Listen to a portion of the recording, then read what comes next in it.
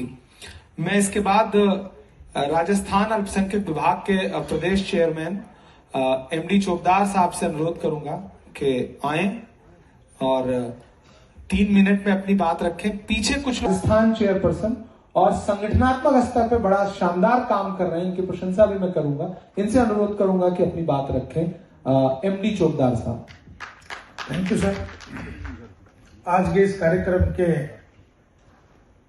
सर्वा हमारे SC department के अध्यक्ष राजेंद्र पाल गौतम साहब, माइनॉरिटी डिपार्टमेंट के राष्ट्रीय अध्यक्ष और राज्यसभा के सांसद हमारे सबके बॉस इमरान प्रताप गढ़ी साहब,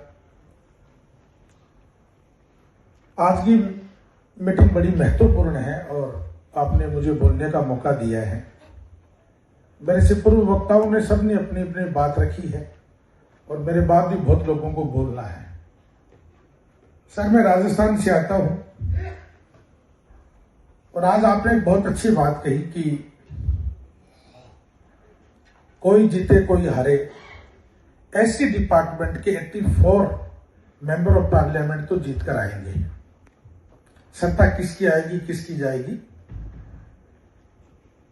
सर, हम माइनॉरिटी के लोग और माइनॉरिटी में मुसलमान हैं।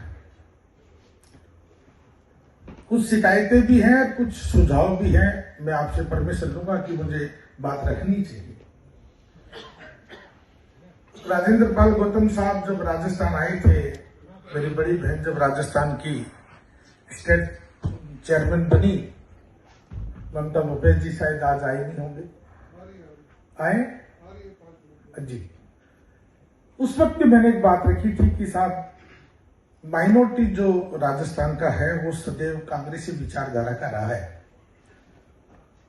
और हमने तो साहब जब से आंख खोली है, जब से कांग्रेस को देखा है, हाथ के सिंबल को देखा है।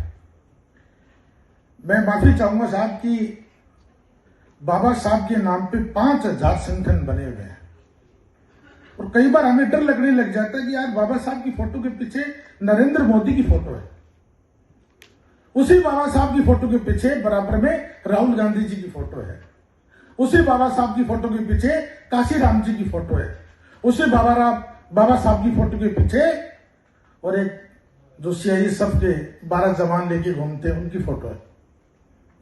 हम कंफ्यूज हो जाते हैं। हम मुसलमान है साहब, हम तो सिर्फ और सिर्फ कांग्रेस को जानते हैं, आप पर बिलीव करते हैं, आप पर भरोसा करते हैं।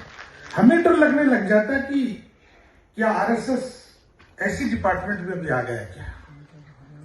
सुबह सुबह जब आरएसएस की शाखा चलती है, हमें दुख होता है कि जो हमारी तरह वंचित और पीड़ित समाज है उस शाखा में जाता है सुबह सुबह और हमें ज्ञान बांटता है कि एमडी भाई थोड़ी देशभक्ति की भी बात किया करो। भाई, हम भी आपकी तरह पीड़ित है, वंचित है। जब हिस्सेदारी की बात आती है तो साहब आपको तो जमीन में भी आरक्षण है, आपको राजनीति में भी आरक्षण है और आपको एजुकेशन में भी आरक्षण है। हम तो मुसलमान साहब, हमें कहीं आरक्षण नहीं। आपने कर्मवीर जी बहुत साहब का उदाहरण दिया, हरियाणा से जीत कर आए। कल परसों जो लिस्ट आई उसमें हमारे राष्ट्रीय चेयरमैन साहब आए, राजस्थान से नीरज डांगी जी आए, लेकिन पूरे उत्तर भारत में महाराष्ट्र को छोड़ दिया जाए तो गुजरात, मध्य प्रदेश, छत्तीसगढ़, पंजाब, हरियाणा, राजस्थान, दिल्ली, उत्तराखंड तक एक भी मुस्लिम व्यक्ति को राज्यसभा में नहीं भेजा गया। ये मेरा दर्द इसलिए सर कि मैं राजस्थान माइनॉरिटी डिपार्टमेंट का चेयरमैन हूं।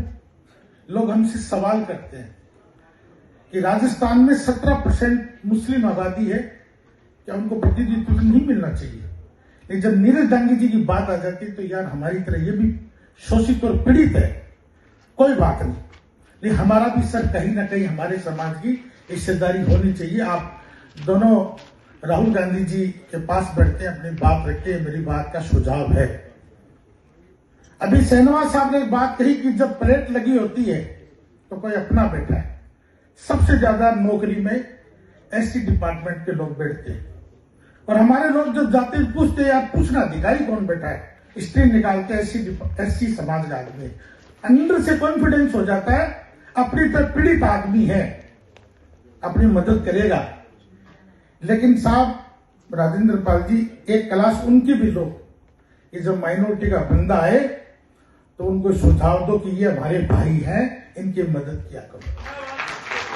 उनकी मदद नहीं होती है।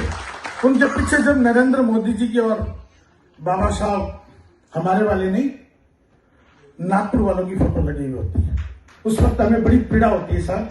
हम तो आपके आदेश की पालना करेंगे और राजस्थान में हम शुरुआत कर देंगे, आप कहेंगे तो, कि राजस्थान का एससी और माइनॉरिटी, आप जब कहेंगे, आप उत्तर प्रदेश में प्रोग्राम करें, अगला नंबर हमें मेजबानी करने का राजस्थान में देवे, हम इसकी बहुत अच्छी शुरुआत करेंगे और मिलजुल कर एक राजस्थान में नहीं बल्कि पूरे हिंदुस्तान में बहुत अच्छा काम करेंगे। आपने मुझे बोलने का मौका दिया, उसके लिए बहुत बहुत धन्यवाद। जय हिंद।